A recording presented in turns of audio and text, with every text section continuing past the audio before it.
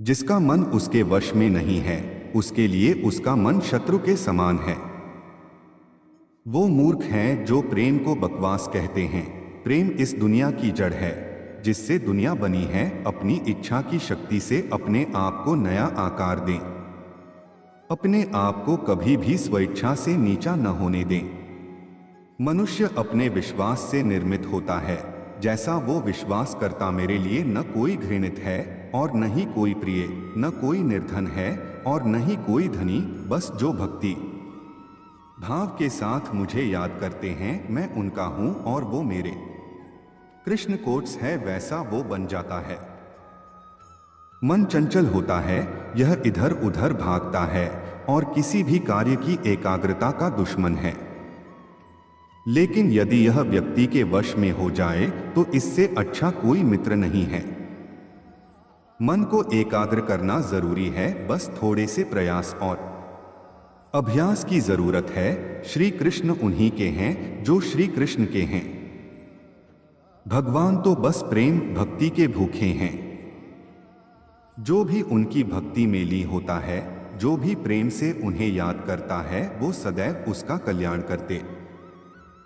मैं हमेशा तुम्हारे साथ और तुम्हारे आसपास रहता है, चाहे तुम कुछ भी कर रहे हो। जब भी आप कोई बुरा कार्य करते हो या अच्छा कार्य करते हो, आपको लगता है कि कोई देख नहीं रहा, तो यहाँ श्री श्री कृष्ण कहते हैं कि तुम जो कुछ भी कर रहे हो, मेरी दृष्टि सदैव तुम पर है। इसलिए आप यह मत समझे कि आप अकेले हैं, आपके साथ श्री कृष्ण सदैव हैं। जीवन में आधे दुख इस वजह से आते हैं क्योंकि हमने उनसे आशाएं रखी जिन से हमें नहीं रखनी चाहिए थी। भावार्थ, हम सभी मनुष्य किसी न किसी अन्य मनुष्य से बंधे होते हैं, या कहो किसी दूसरे इंसान पर निर्भर रहते हैं, और इसी निर्भरता से हमारे मन में उम्मीद और आशाएं बानी रहती है कि हमारा कोई मदद कर दे गए। परंतु कई बार हम गलत इंसान से आशाएं या फिर उपेक्षा कर लेते हैं, जिसके वजह से हमें कई दुर्हक और तकलीफों का सामना करना पड़ता है। हमें ऐसे समय में धैर्य से काम लेना चाहिए। जीवन में समय चाहे जैसा भी हो, परिवार के साथ रहो। सुख हो तो बढ़ जाता है और दुख हो तो बट जाता है। इस संसार में मूर्ख व्यक्ति, अधर्मी, अज्ञानी व नास्तिक प्रकृति का व्यक्ति मेरी शरण स्वीकार नहीं कर सकता। अपने जीवन में कभी भी ना किसी को आनंद में वचन दे, ना क्रोध में उत्तर दे और ना ही दुख में कभी निर्णय ले।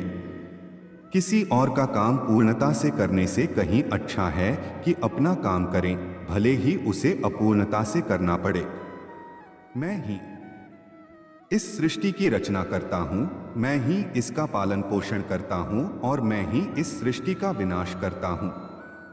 जो कुछ हुआ अच्छे के लिए हुआ, जो हो रहा है अच्छे के लिए हो रहा है, जो होगा वह भी अच्छे के लिए ही होगा। तो सकारात्मक रहो और अपना कर्म करो।